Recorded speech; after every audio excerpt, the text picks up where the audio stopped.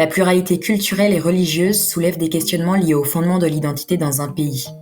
Chaque pays, avec son histoire, ses valeurs et son régime politique, est irrémédiablement confronté à cette diversité en termes d'ethnie, de langue ou de croyance. D'une démocratie qui interroge son modèle de laïcité à un État autoritaire qui rejette ses minorités, nous vous emmenons à travers ce podcast dans un voyage au cœur des sociétés plurielles. D'un bout à l'autre du monde, nous essaierons de comprendre avec vous les enjeux et les problématiques liées à la pluralité culturelle et religieuse. Pour ce nouvel épisode, nous nous arrêtons en Turquie. Au regard de l'héritage pluriethnique ottoman, de sa position géographique et de son histoire sociale et politique conflictuelle, en tant qu'État-nation unitaire, la Turquie incarne un exemple tout à fait intéressant pour penser le pluralisme des cultures et des religions.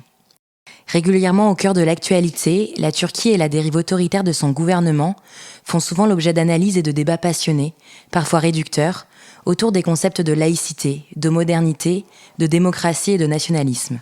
Sans avoir l'ambition d'être exhaustif ou d'éclairer toute la complexité de la société turque, ce podcast a pour objectif de donner quelques pistes de réflexion sur le modèle de gestion de la pluralité culturelle et religieuse en Turquie et de vous inviter à vous y intéresser davantage par des lectures et des recherches complémentaires.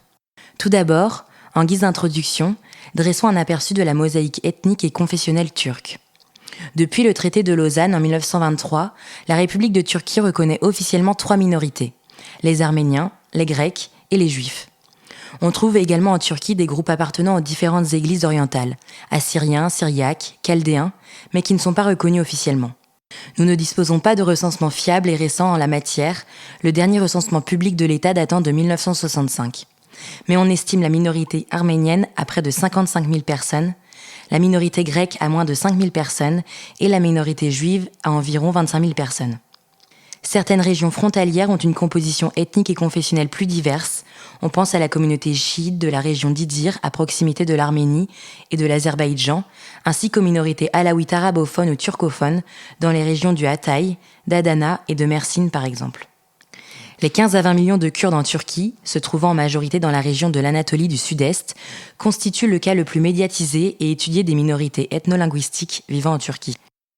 Les estimations démographiques font état d'une population à majorité musulmane sunnite, mais la Turquie compte également environ 12 à 13 millions d'Alévis. Ils pratiquent un islam hétérodoxe pluriel, issu notamment des traditions soufis et chiites.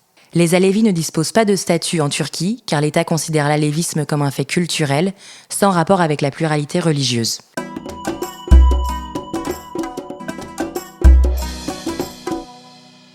Dans une première partie, nous reviendrons sur le pluralisme sous l'Empire ottoman, sur l'émergence d'un nationalisme turc et la transition vers un État-nation turc unitaire. Dans un second temps, il s'agira de questionner la fondation de la République turque, son modèle de laïcité et sa gestion du fait minoritaire. Enfin, dans une dernière partie, nous prendrons une perspective plus contemporaine sur l'islam politique en Turquie, l'arrivée au pouvoir de l'AKP, ainsi que les questions kurdes, arméniennes et patrimoniales. Pour ce podcast, nous discuterons avec Pierre. Bonjour Pierre. Bonjour à tous. Et avec Omar. Bonjour à tous.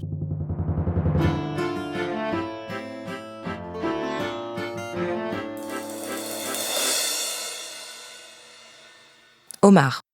Pour débuter avec une perspective historique, notamment à l'époque ottomane, comment se composait cette société et comment l'enjeu du pluralisme était-il traité ? Pour vous donner une première réponse, je voudrais d'abord vous faire une citation, un témoignage. C'est celui d'un écrivain européen de l'époque ottomane, cité par l'historien Hamit Bozarslan dans son ouvrage Histoire de la Turquie, de l'Empire à nos jours. Je cite : « Les Turcs ne contraignant personne à vivre à la mode turquoise, ainsi, ils ont permis à chacun de vivre en sa loi. C'est ce qui a maintenu le Turc en sa grandeur, car s'il conquiert quelques pays, celui est assez d'être obéi, et moyennant qu'il reçoive le tribut, il ne se soucie guère des âmes. » Ce passage montre bien l'état d'esprit des sultans ottomans. Conquérir la terre, mais pas nécessairement les cœurs. Ce qui lui importe avant tout est de dominer militairement et pouvoir prélever l'impôt. Nous pouvons découper l'histoire ottomane, me semble-t-il, en 3 phases. La première phase est une phase d'ascension, de 1299 avec la fondation de la dynastie par Osman jusqu'au XVIe siècle. Une deuxième phase de stagnation, qui se termine fin XVIIIe siècle, début XIXe, et puis une phase de déclin qui débute au début du XIXe siècle et qui prend fin avec la Première Guerre mondiale et la défaite de l'Empire ottoman. Deux caractéristiques fondamentales pour l'Empire ottoman. La première est la géographie. Il s'agit d'un empire très vaste. Un exemple, sous le règne de Suleiman le Magnifique, l'Empire ottoman s'étend des portes de Vienne, l'actuelle Autriche donc, des Balkans jusqu'au Yémen actuel en passant par la Grèce, l'Anatolie, le Proche-Orient et l'Irak, ainsi qu'une partie du nord de l'Afrique allant d'Alger jusqu'au Caire. La deuxième caractéristique est la population, ou devrais-je dire les populations. Sur ce territoire vit une mosaïque de peuples, de cultures et de religions. Selon l'historien Cem Behal, la liste officielle des millets, qui signifie en turc nation ou communauté, en 1885 comprend musulmans, grecs orthodoxes, arméniens, bulgares, catholiques, juifs, protestants, latins, monophysites, tziganes non musulmans, etc. Un exemple chiffré d'une ville ottomane moyenne, pour vous donner un exemple. Erzurum. En 1591, cette ville contient 20 quartiers. 8 quartiers sont musulmans, 8 autres sont chrétiens et 4 quartiers sont mixtes. Cela vous donne un exemple, et bien évidemment les données peuvent évoluer selon le contexte et l'époque. Mais comment s'organisait cette société ? Outre la division entre la classe militaire et non militaire, ce qui nous concerne ici, c'est la division d'ordre confessionnel. Les non-musulmans, notamment les chrétiens et les juifs, qui sont considérés comme les gens du livre, sont considérés comme des dhimmi, c'est-à-dire des personnes, communautés, protégées par une puissance musulmane en échange d'une taxe de capitation, appelée en arabe et en turc jizye.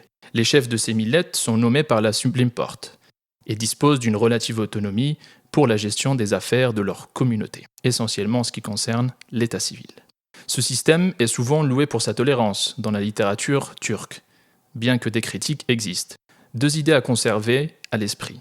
L'Empire ottoman à son époque était, relativement à d'autres régimes, notamment en Europe, relativement tolérant vis-à-vis de ses minorités.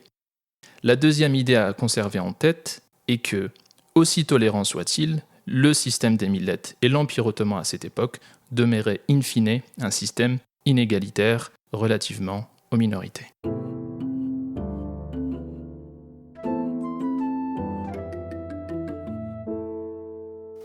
Passons désormais à l'émergence du mouvement jeune turc et de l'idée d'une nation turque.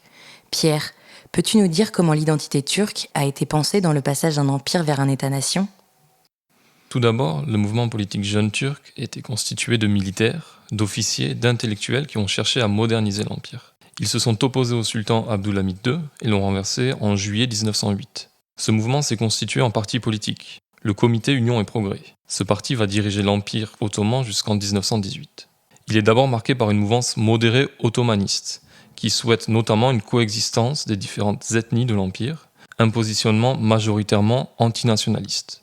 Cette mouvance a été rapidement abandonnée avec l'arrivée au pouvoir du triumvirat Enver, Cemal et Talat Pacha à partir de 1913.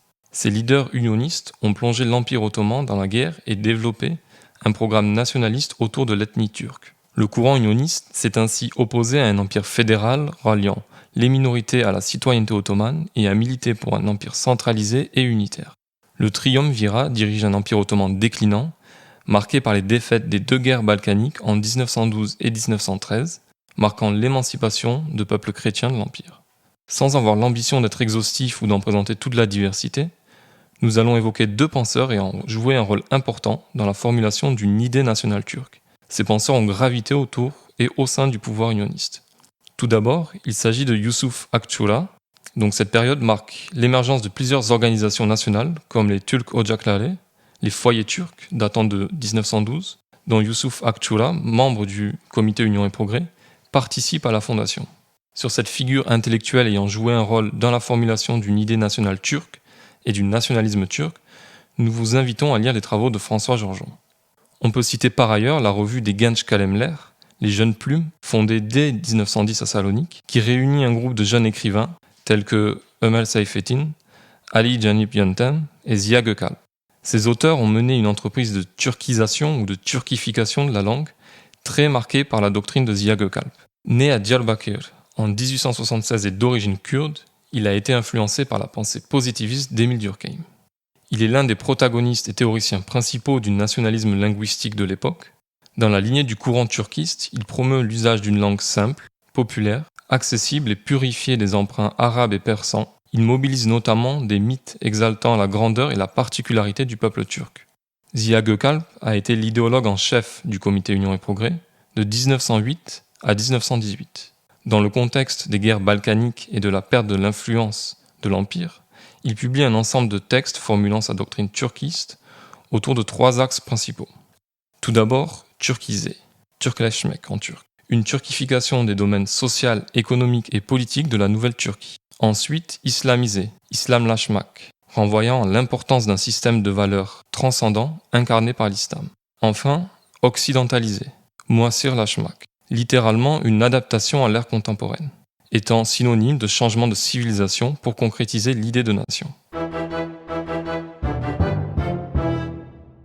Le pouvoir unioniste va planifier le génocide des Arméniens, désignés comme des ennemis de l'intérieur, un événement majeur de la période puisqu'il marque une transformation du paysage démographique anatolien et illustre l'idéologie nationaliste unioniste. Un nationalisme, comme l'indique l'historien Şükrü Anioğlu, lourdement marqué par le darwinisme social et des concepts comme la sélection naturelle et la lutte pour la survie. La guerre mondiale signifiait pour le pouvoir unioniste une sortie de l'Empire et une opportunité d'islamisation de l'Anatolie. Le génocide arménien a été perpétré dans le contexte de la Première Guerre mondiale, de l'affrontement dans le Caucase entre l'Empire ottoman et la Russie. Les Russes vont notamment chercher à s'appuyer sur les Arméniens pour déstabiliser l'Empire. Il y a également des tensions économiques importantes, puisque l'essentiel de l'activité économique de l'Empire était géré par des minorités. Ainsi, rapidement, les biens arméniens sont accaparés. Il y a une confiscation massive et un transfert à la communauté turque des biens des minorités. Les populations arméniennes en 1915 vivaient avant tout à l'est, à Erzurum, Adana, Diyarbakır, Van, Sivas et Bitlis. Concernant la planification et la mise en œuvre de ce génocide, depuis son arrivée au pouvoir en 1908, le comité Union et Progrès travaillait à éliminer au sein de l'administration, de l'armée, les personnes qui n'adhéraient pas à sa politique. Il y a une politisation de l'administration et les fonctionnaires arméniens ont été particulièrement visés. Ce sont les préfets de province qui ont organisé des massacres. On assiste à une véritable division du travail génocidaire. La partie légale est confiée au service de l'État, pour les listes, les convois et les captations de biens. Une partie sombre, confiée à l'organisation appelée Organisation spéciale, Teşkilat-e Mahsusa. Des membres de cette organisation pénètrent notamment l'administration territoriale de l'Empire. Le déroulement des massacres se fait en 3 phases. La première est une phase d'élimination des élites de la communauté arménienne et des militaires arméniens. En février 1915, des dizaines de milliers d'Arméniens qui servent dans l'armée ottomane sont démobilisés et désarmés. Au mois d'avril 1915, des rafles sont organisées dans la capitale ottomane. C'est le début du génocide qui cible d'abord les élites religieuses, politiques et économiques. Leur déportation vers l'Anatolie est organisée et ils sont ensuite massacrés. Des camps ont été formés plus tard vers la Syrie, mais aussi en mer Noire. La deuxième phase est une déportation des survivants. Les leaders unionistes craignant un soulèvement, ils déplacent ces populations vers des camps dans le désert syrien. Mais très peu arrivent dans ces camps. Enfin, la dernière phase est une éradication des survivants dans des camps en Syrie et en Mésopotamie. Les déportés meurent d'épidémies et de faim. Ces massacres sont systématiques.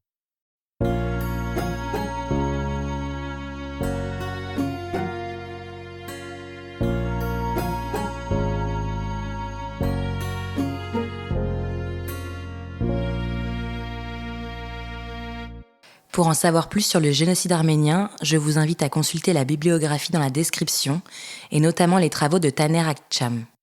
Pour débuter cette seconde partie sur l'ère républicaine, il est nécessaire de poser le décor et le contexte.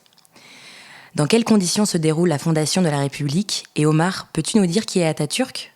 Le contexte de fondation de la République turque se situe après la Première Guerre mondiale. L'Empire ottoman, allié de l'Allemagne, perd la guerre. De vastes parties de l'Anatolie sont occupées par la France et l'Italie, l'ouest anatolien est occupé par la Grèce et Istanbul par les forces franco-britanniques. Dès lors, la résistance turque s'organise sous le leadership de Mustafa Kemal Atatürk. Mais qui est Atatürk ? D'abord, Atatürk signifie en turc « père de la nation ».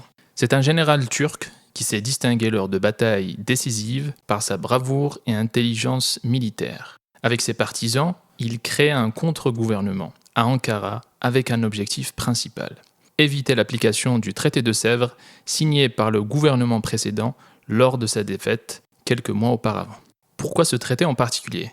Eh bien parce qu'il prévoit la division de la Turquie en zones d'influence britannique, française et italienne, la création d'une grande Arménie et potentiellement d'un Kurdistan.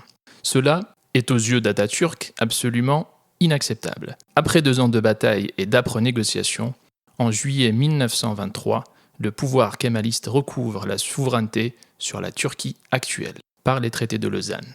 3 mois plus tard, soit en octobre 1923, la République turque est proclamée. Ici, 2 observations à garder à l'esprit sur cette période. La première, Mustafa Kemal Atatürk n'est pas directement lié à la question du génocide arménien, car il n'a pas été mobilisé dans cette région durant la guerre. Néanmoins, il accuse un certain nombre de minorités, notamment les Arméniens, de trahison et collaboration avec l'ennemi, essentiellement la Russie.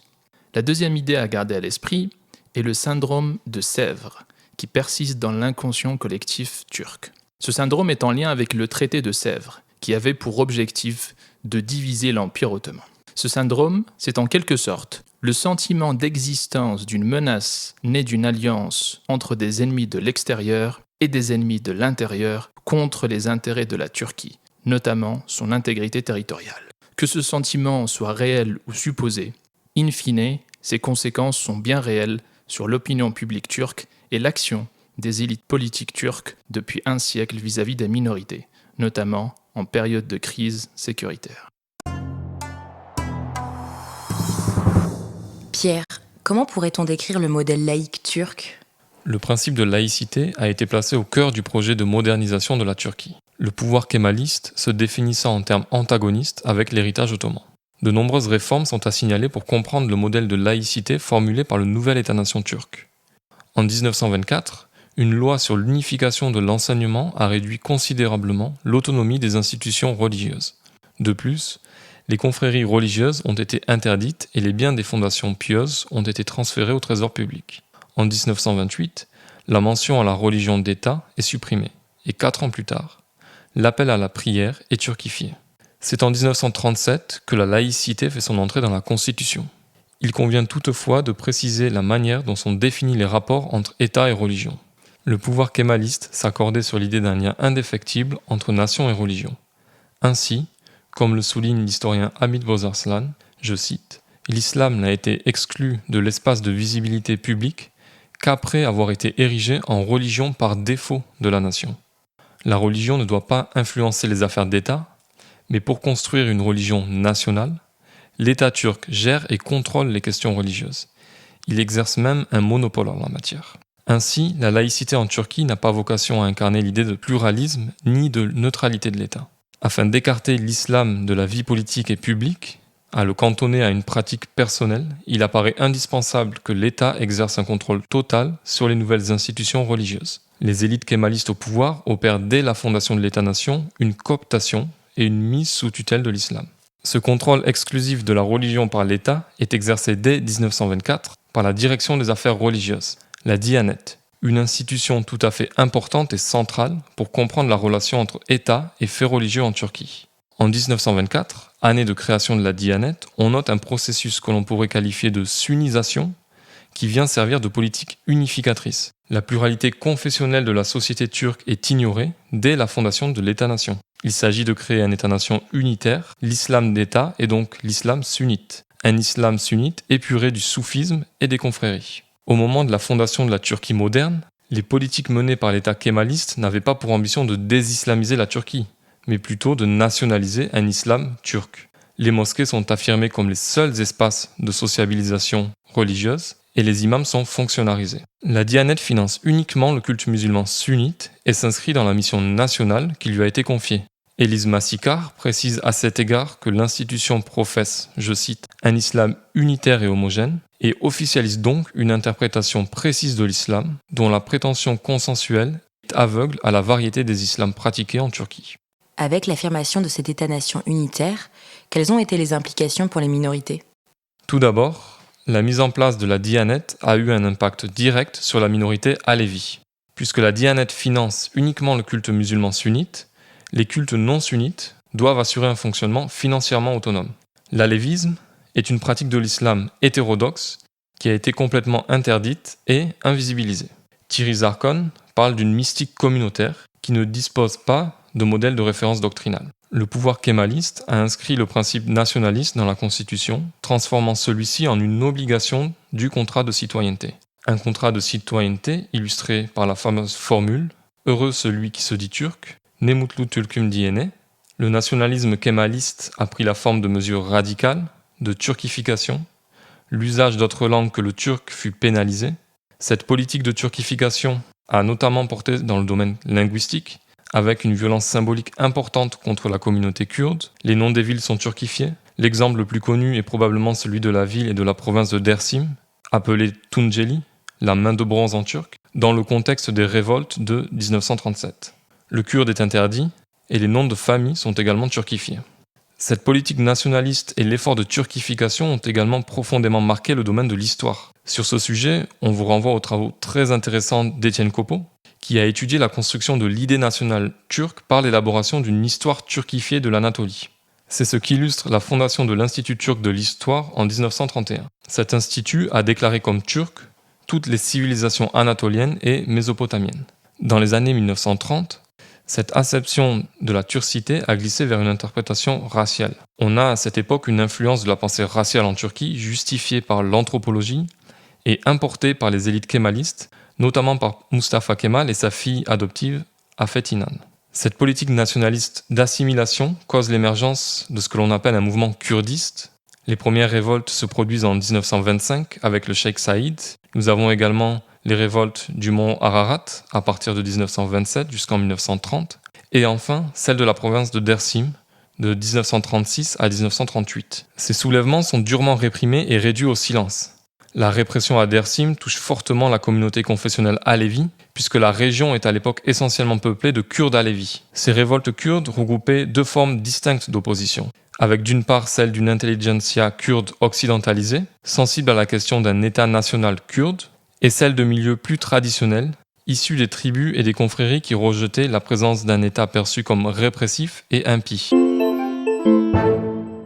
L'histoire politique turque a été régulièrement marquée par des coups d'État, en 1960, en 1971, en 1980, un mémorandum militaire en 1997 et une tentative manquée de coup d'État en juillet 2016. Le coup d'État du 12 septembre 1980 par exemple, a eu pour principale conséquence de transformer le système politique turc en un régime sécuritaire. La constitution de 1983 sera particulièrement violente envers les partis politiques de gauche et les partis pro-kurdes. Selon l'article 81 de la loi sur les partis politiques, ceux-ci ne peuvent affirmer qu'il existe sur le territoire de la République de Turquie des minorités fondées sur une différence nationale ou religieuse, culturelle ou confessionnelle, raciale ou linguistique. Les partis politiques ne peuvent avoir pour objectif ni de mener des activités visant à saper l'unité nationale en créant des minorités sur le territoire de la République de Turquie. Pour l'idéologie de la sécurité nationale, Milli Güvenlik, si l'islam politique constitue un risque pour l'identité laïque de la Turquie, le mouvement kurde est aussi un danger par sa remise en question de l'homogénéité de l'identité nationale et menace également l'intégrité du territoire national.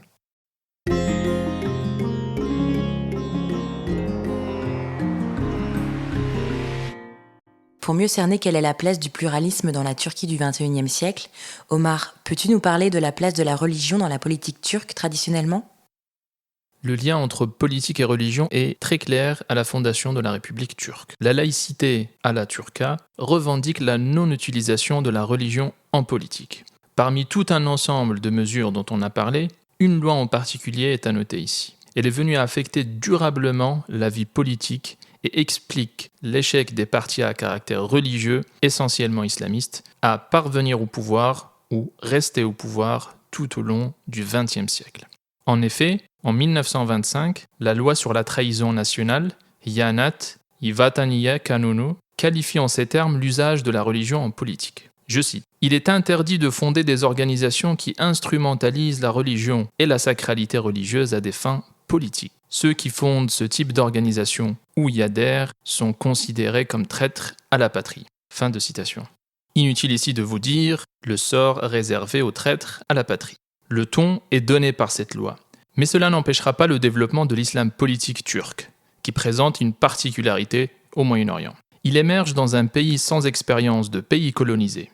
Dès lors, c'est un mouvement qui s'oppose non pas à un colonisateur extérieur, comme c'est le cas par exemple en Égypte avec la confrérie des frères musulmans, mais à une sorte de colonisation intérieure, celle de l'idéologie kémaliste, laïciste et porteuse d'une occidentalisation accélérée du pays. Les courants islamistes se fédèrent au sein du mouvement Milli Görüş, qui signifie en turc « vision nationale ». Cela se déroule en 1969 sous le leadership de Necmettin Erbakan. Alors, si plusieurs partis voient le jour, ils sont tour à tour interdits. Un épisode en particulier symbolise cette lutte d'influence entre, d'une part, l'islam politique, qui a voulu imprégner la politique de valeurs religieuses, et d'autre part, l'establishment kémaliste, se voulant défenseur de sa propre vision de la laïcité et représenté essentiellement par l'armée turque. L'épisode se déroule en 1996. Pour la première fois de l'histoire turque, un parti islamiste, le Refah, domine les élections législatives et parvient à exercer le pouvoir. À mesure que le parti développe sa politique, l'armée montre peu à peu son opposition au conservatisme du gouvernement et exerce sur lui ce que le politologue Ahmet İncel appelle une stratégie de harcèlement. Par un communiqué en ligne, les militaires rappellent, je cite, « Aucune concession ne serait faite sur l'application des principes laïques contenus dans la Constitution. » Fin de citation. Face à la pression, le gouvernement Erbakan n'a guère le choix. Il démissionne en 1997. C'est ce que la postérité appellera le coup d'État. Dans ces conditions de laïcité singulière et d'interdiction d'utiliser la religion en politique que tu nous as décrites, Omar, comment expliquer l'arrivée au pouvoir d'un parti issu de l'islam politique, l'AKP ? Cela s'explique par un changement de stratégie. Face à ce fameux coup d'État perpétré par l'armée turque, le leadership du parti islamiste Refah est divisé. D'une part, une ligne conservatrice qui souhaite rester sur la même stratégie politique, une stratégie qui a échoué. Cette ligne est conduite par Necmettin Erbakan. Et d'autre part, la ligne plus modernisatrice, conduite par un certain Recep Tayyip Erdoğan, qui change de stratégie et adopte tout un discours sur l'acceptation de la laïcité, sur l'ouverture vers l'Europe et sur la tolérance. Il n'est pas inutile ici de rappeler que Recep Tayyip Erdoğan a été condamné en 1998 à 10 mois de prison ferme pour atteinte au principe de laïcité, en récitant, durant un meeting politique, des vers du poète nationaliste dont on a parlé tout à l'heure, Ziya Gökalp. Je cite « Les minarets seront nos baïonnettes, les coupoles nos casques, les mosquées seront nos casernes et les croyants nos soldats. » Fin de citation.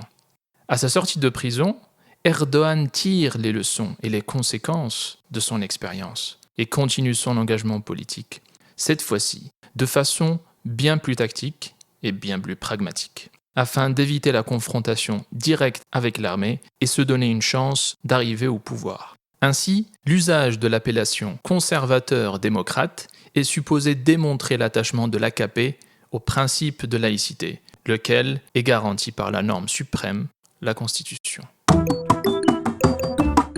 Pierre, la question minoritaire en Turquie est souvent résumée à ce que l'on nomme la question kurde.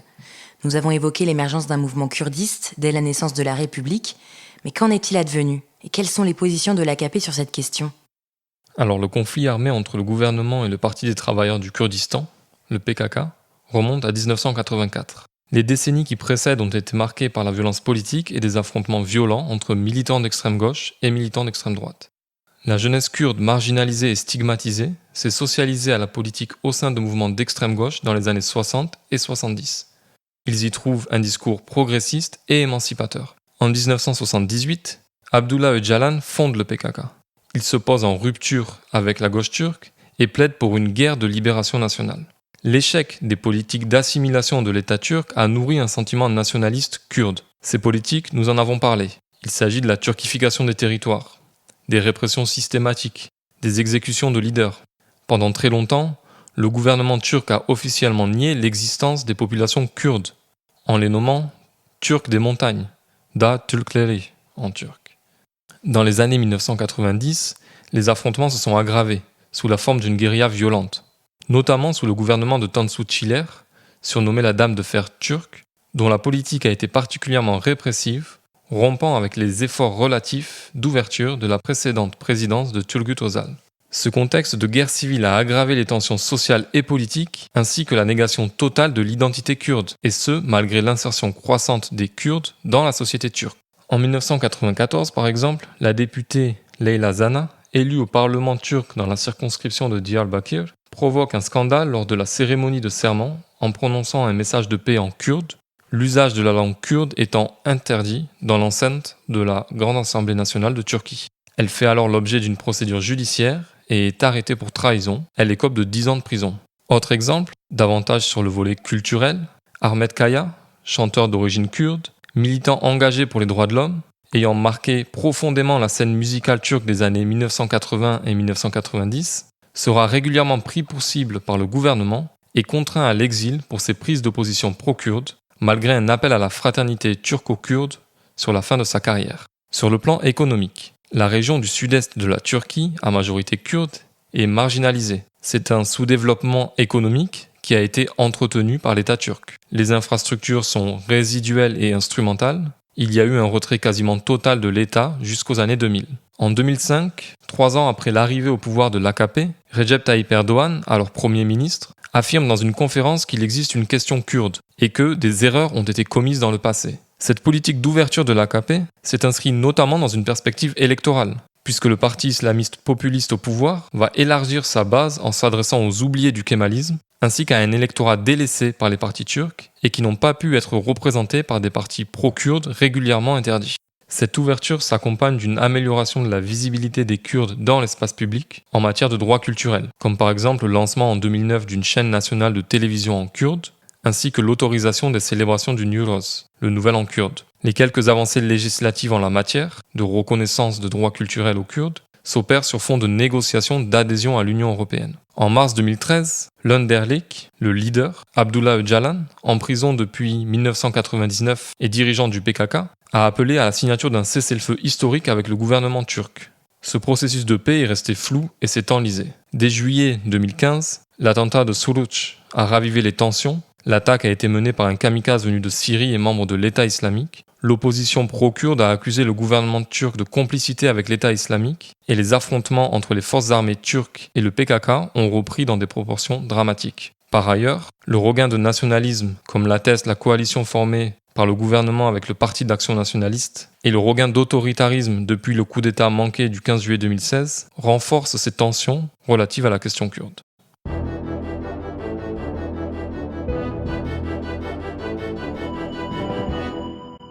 Les relations turco-arméniennes sont toujours volatiles au fil des décennies.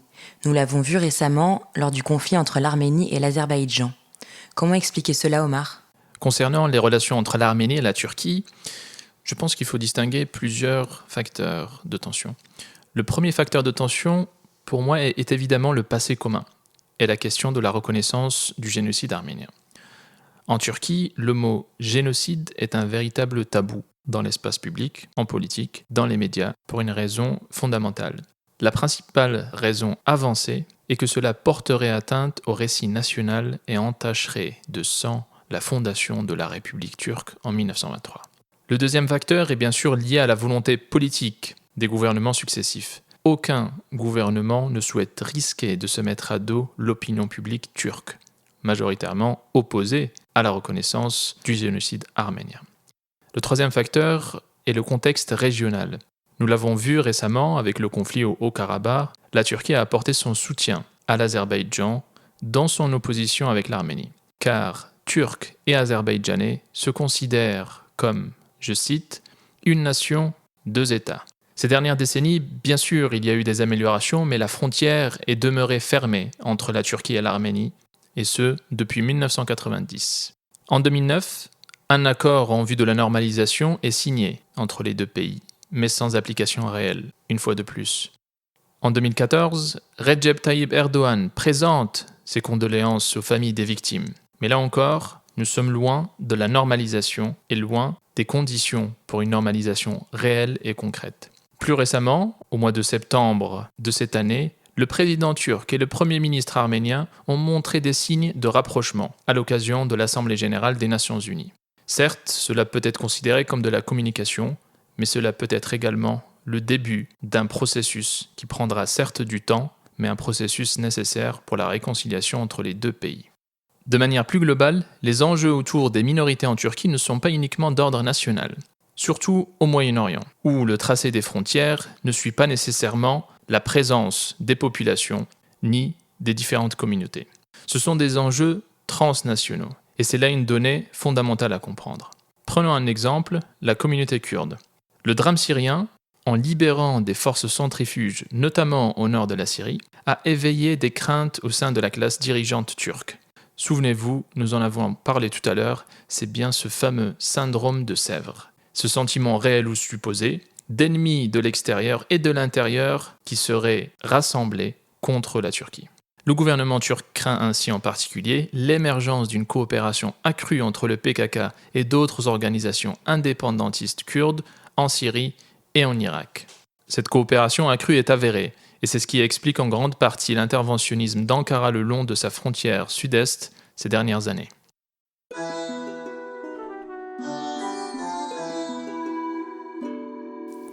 En juillet 2020, un décret du Conseil d'État turc a décidé de la réouverture de Sainte-Sophie en tant que mosquée.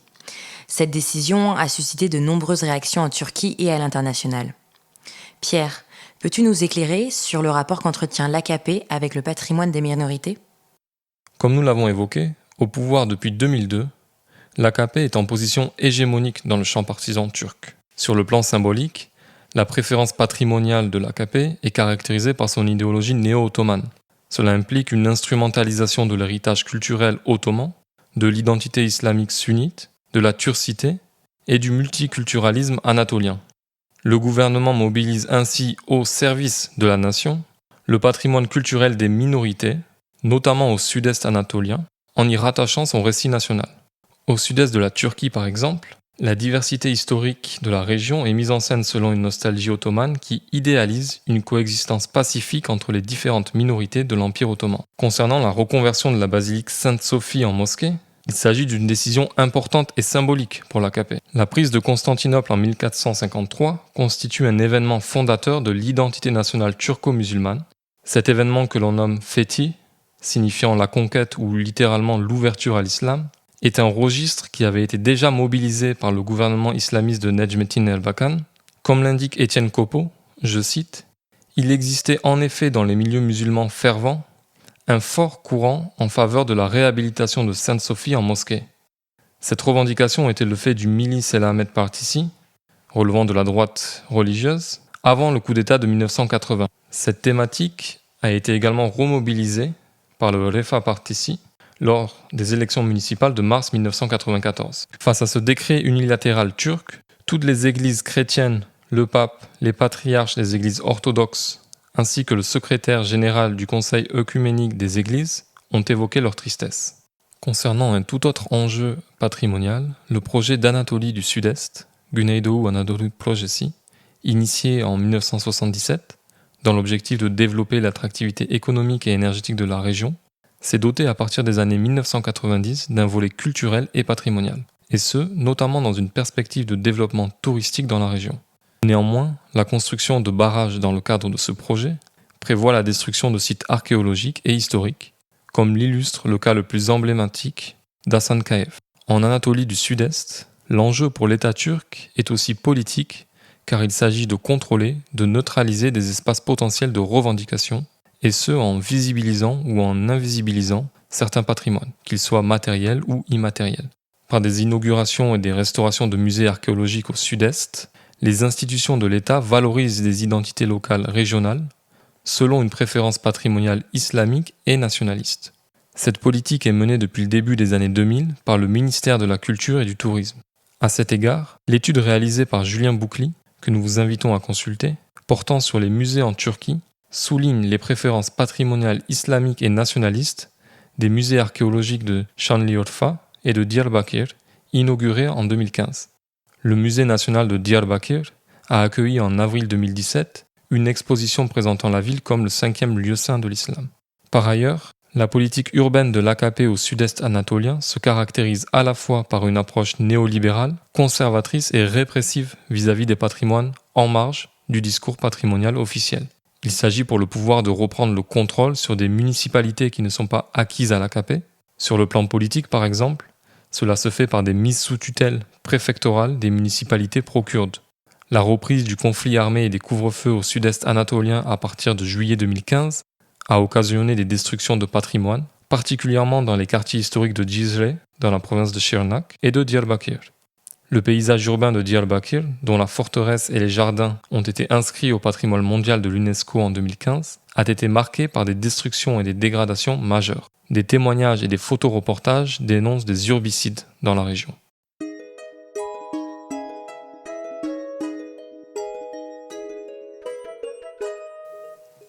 La société turque est porteuse d'un passé, d'une société plurielle, composée de plusieurs communautés religieuses, ethniques et culturelles, entre vivre ensemble et tension. Cette discussion avait pour objectif de vous présenter des éléments de lecture et de compréhension des principales problématiques liées au pluralisme en Turquie. Pour aller plus loin, nous vous invitons à vous référer à la bibliographie indicative avec des ouvrages qui nous semblent pertinents pour approfondir les enjeux traités aujourd'hui. Vous la retrouverez via le lien dans la description du podcast. Merci Omar, merci Pierre pour vos interventions et votre éclairage. Merci Léna. Merci beaucoup Léna. Vous venez d'écouter le podcast Voyage au cœur des sociétés plurielles, produit par l'Observatoire Pharos. N'hésitez pas à nous transmettre vos remarques, critiques ou commentaires par email à l'adresse contact@observatoirepharos.com. Vous pouvez également soutenir la poursuite de ce projet de podcast grâce à notre campagne de financement participatif disponible dans la description. Pour rester informé de la sortie des prochains épisodes et pour accéder à nos différents contenus relatifs au pluralisme culturel et religieux, rendez-vous sur notre site web www.observatoirepharos.com. Retrouvez-nous aussi sur nos réseaux sociaux, Twitter, Facebook, LinkedIn et Instagram, et abonnez-vous à nos différentes lettres d'information. À très vite pour un nouveau voyage.